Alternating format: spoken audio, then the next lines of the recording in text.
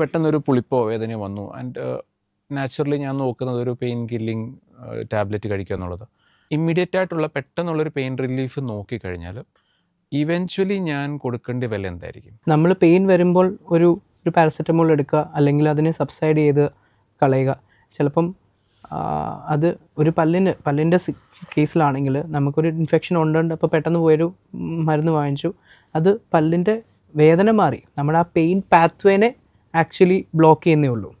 Cos of pain അന്നേരവും കാണും, ആ കോസും റീസണും അവിടെ തന്നെ ഉണ്ട്. പല്ല് അത് ശരിയാക്കാതെ നമ്മൾ പെയിൻ മാറത്തില്ല. നമ്മൾ ആ പെയിൻ പാത്വേ, ന്യൂറോൺസിൻ്റെ പെയിൻ പാത്വേ നമ്മൾ പെയിൻ കില്ലർ കഴിച്ച് ബ്ലോക്ക് ചെയ്യുന്നുണ്ട്. റീസൺ ഫോർ ദ പെയിൻ അന്നേരവും അവിടെ തന്നെ നിൽക്കുകയാണ്. പെയിൻ മാറും, ദാറ്റ് ഇസ് ടെമ്പററി, കുറച്ച് നാളത്തേക്ക് മാറും, പിന്നെ അത് റിയാക്ടിവേറ്റ് ചെയ്യുമ്പോൾ എത്ര നാൾ നമുക്ക് മരുന്ന് കഴിക്കാൻ പറ്റും. ഞാൻ ഒരിക്കലൊരു ഫാർമസിയിൽ മെഡിക്കൽ ഷോപ്പിൽ നിന്നപ്പോൾ ഒരു വ്യക്തി വന്നിട്ട് പല്ലുവേദന എന്ന് പറഞ്ഞുകൊണ്ട് മരുന്ന് വാങ്ങിയിട്ട് പോകുന്ന കണ്ടിട്ടുണ്ട്. ഓവർ ദ കൗണ്ടർ ഡ്രഗ്സ് ഇവിടെ കോമൺലി അവൈലബിൾ ആണ്, അതാണ് പ്രശ്നം. പ്രിസ്ക്രൈബ്ഡ് മെഡിസിൻസ് അല്ലാതെ മെഡിക്കൽ സ്റ്റോറിൽ നിന്ന് നമുക്ക് ഡയറക്റ്റ് ഡ്രഗ് വാങ്ങിക്കാനുള്ളൊരു സിസ്റ്റം ഇന്നും ഡ്രഗ് കൺട്രോളിന് ആയിട്ടില്ല.